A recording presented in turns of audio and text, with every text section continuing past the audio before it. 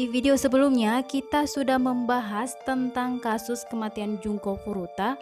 Lalu, apa saja yang terjadi terhadap para pelaku pembunuhnya dan bagaimana buruknya sistem peradilan Jepang sehingga gagal menegakkan keadilan untuk gadis 17 tahun yang sudah tidak dapat membela dirinya sendiri itu. Spoiler video sebelumnya, bahwa Junko Furuta merupakan gadis populer sekolah berusia 17 tahun yang diculik dan disiksa oleh 4 remaja lelaki secara brutal dan kejam selama 44 hari sebelum ia tewas. Satu-satunya alasan mengapa ia diculik adalah karena dia menolak ajakan kencan seorang lelaki. Hukuman yang mereka terima terlalu ringan, bahkan untuk pelaku kejahatan di bawah umur. Jadi, keempat remaja itu mengaku bersalah melukai korban yang menyebabkan kematian, tapi bukannya pembunuhan. Pengadilan merahasiakan identitas keempatnya karena mereka masih di bawah umur saat kejahatan tersebut dilakukan. Namun, beberapa jurnalis berhasil mengungkap identitas mereka dan mempublikasikan nama mereka, meyakini bahwa mereka tidak pantas mendapatkan anonimitas.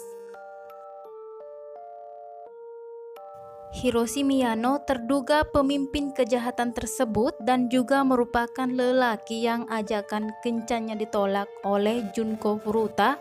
Dihukum 20 tahun penjara, dia berusia 18 tahun kala kejahatan itu dilakukan dan dia dibebaskan tahun 2009. Sedangkan Nobuharu Minato yang rumahnya dijadikan lokasi di mana Junko Furuta disiksa dan dibunuh dihukum 5-9 tahun penjara. Dia berusia 15 tahun saat melakukan tindak kriminal tersebut. Yasushi Watanabe dihukum 5-7 tahun penjara, dia berusia 17 tahun kala itu. Jo Ogura dihukum 8 tahun di lapas remaja sebelum dibebaskan tahun 1999. Dia berusia 17 tahun kala itu. Keempat pelaku masing-masing dilindungi oleh hukum perlakuan khusus bagi pelaku kejahatan di bawah umur. Selama proses peradilan, beberapa orang pingsan saat mendengar detail pemerkosaan brutal dan penyiksaannya. Ada keyakinan bahwa koneksi keempat remaja tersebut dengan geng kriminal Yakuza lah yang berkontribusi terhadap ringannya dakwaan mereka. Yang membuat kisah ini sedih adalah Junko Furuta ternyata bisa saja diselamatkan jika saja para saksi atau kepolisian sedikit berusaha.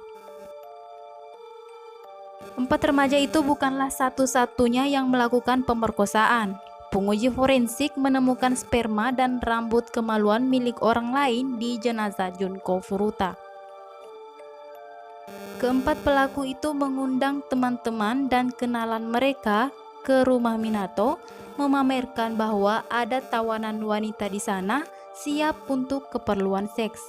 Bahkan, seorang gadis muda diajak ke rumah Minato dan dia menggambar doodling wajah Junko.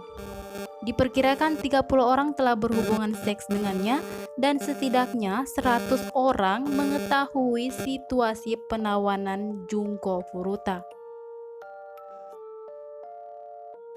Nobuhara Minato memiliki seorang saudara lelaki bersama orang tuanya yang tinggal di rumah yang sama. Saudara lelakinya tidak melakukan apapun kecuali mengingatkan Nobuhara bahwa Furuta bisa mati. Orang tuanya tidak ikut campur karena mereka takut dengan kecenderungan kekerasan anaknya, hubungan anaknya dengan Yakuza, dan kehilangan reputasi mereka di masyarakat. Polisi pernah dikontak 2 kali. Yang pertama, Koichi Ihara, salah seorang yang pernah berada di dalam rumah Minato, menceritakan kejadian itu kepada saudara lelakinya. Setelah itu, saudara lelaki Koichi menghubungi kepolisian dan 2 orang petugas mendatangi rumah Minato.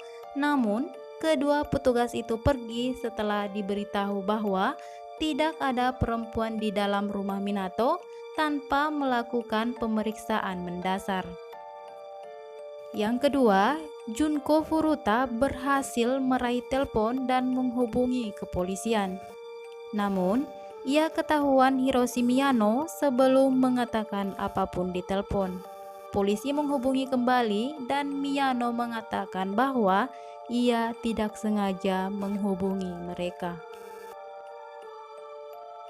Dan yang lebih menyedihkan lagi adalah terungkapnya pembunuhan Junko Furuta merupakan suatu ketidaksengajaan.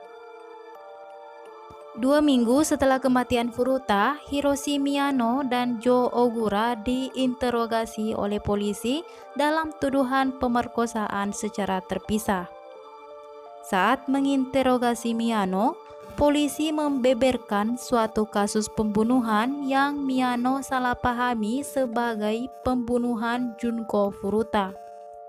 Terkecoh karena diyakinkan bahwa Joe Ogura sudah mengaku, Miyano mengatakan kepada kepolisian bahwa mereka telah membuang jasad Furuta. Faktanya, kasus pembunuhan tersebut tidak ada hubungannya dengan Furuta, dan kasus itu tidak terpecahkan hingga hari ini. Hiroshi Miyano tanpa disadari telah menyerahkan diri dan teman-temannya, meski siksaan mereka terhadap Junko Furuta tak terbayangkan. Tidak satupun dari mereka yang menunjukkan penyesalan, bahkan mendapat hukuman yang sangat ringan. Bagaimana keadaan mereka sekarang? Bukan kabar bagus. Tak satupun dari mereka yang menunjukkan tanda-tanda penyesalan. Kesemuanya telah mendapatkan kebebasan dan sempat mengencani beberapa wanita berbeda. Setelah pembebasannya di tahun 2009, Hiroshi Miyano mengubah namanya menjadi Yokoyama. Namun, dia dikenal belak-belakan mengenai perannya dalam pembunuhan tersebut. Saat membicarakan hal tersebut, dia menunjukkan sikap riang dan ceria seperti hal tersebut bukanlah sebuah masalah. Dia juga dikenal dengan gaya hidupnya yang mewah, membawa teman-temannya ke pesta barbeque dan klub striptease, melaju di jalanan dengan mobil BMW, mengenakan pakaian yang mahal, dan menyombongkan koneksi dirinya dengan organisasi kriminal dan komplotan MLM. Tahun 2013, 4 tahun setelah pembebasannya, Miyano sempat ditahan karena dugaan penipuan. Namun, tidak ada bukti yang cukup, jadi ia dibebaskan tanpa hukuman lebih jauh. Saat ini, ia diduga menjalani hidup yang nyaman dan menjadi pelanggan tetap sebuah gym kickboxing. Setelah Nobuharu Minato dibebaskan, ia merubah namanya menjadi Shinji dan pindah ke rumah ibunya. Tahun 2006, ia menikahi seseorang dari Rumania atau Liechtenstein dan memiliki seorang anak perempuan.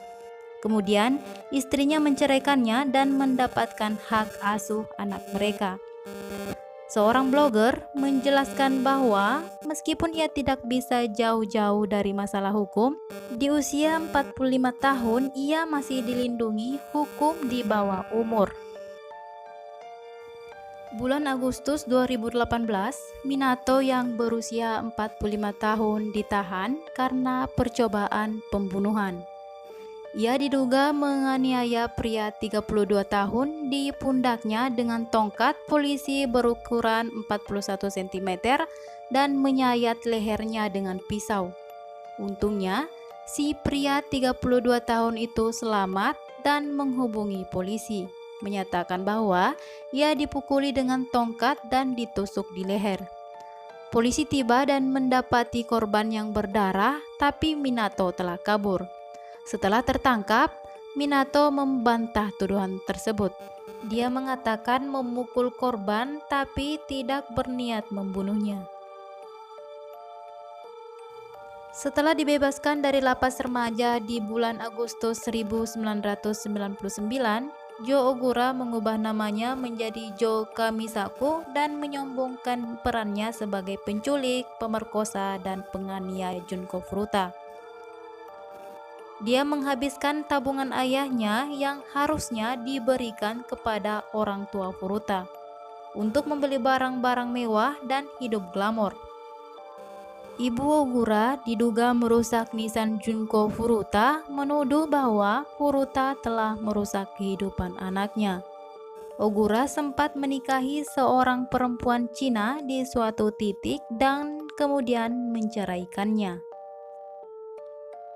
Bulan Juli 2004, Ogura menyerang Takatoshi Isono, pria 27 tahun yang ia sangka terlibat asmara dengan pacarnya. Ogura melacak Isono, menganiaya dan memasukkannya ke dalam truk. Kemudian, ia membawanya ke sebuah bar di mana ia memukuli Isono selama 4 jam, berulang kali mengancam akan membunuhnya dan mengatakan bahwa ia pernah membunuh orang sebelumnya dan tahu persis cara agar terhindar dari hukuman pembunuhan. Ogura kemudian dihukum 4 tahun penjara karena menganiaya Isono. Tahun 2009, ia bebas kembali. Sejauh ini hanya Yasushi Watanabe yang tidak terlibat pelanggaran hukum lagi. Dan saya akan membacakan pendapat dari seorang penulis tentang hal ini, tentang kasus ini, dan tentang hukuman pelaku. Orang bertanya-tanya mengapa keempat remaja lelaki itu tidak mendapatkan hukuman mati. Meskipun aku pendukung hukuman mati, kurasa mereka tak pantas dihukum mati dengan cepat tanpa rasa sakit. Mereka harusnya ditawan dan dibiarkan hidup selama mungkin, disiksa, dibakar hidup-hidup, dan dipermalukan di hadapan ratusan orang lain. Perilaku kejahatan mereka harusnya direka ulang dan dibalaskan kepada mereka. Orang bilang ungkapan nyawa dibalas nyawa membuatku sama kejinya dengan orang-orang itu. Namun, bukankah lebih keji lagi jika kita lunak tanpa pandang bulu menyamaratakan semua remaja, menghabiskan biaya untuk merehabilitasi mereka yang jelas-jelas tidak punya harapan? Apakah mereka pantas mendapatkan hak asasi saat mereka tidak berpikir 2 kali ketika merampas hak asasi Furuta?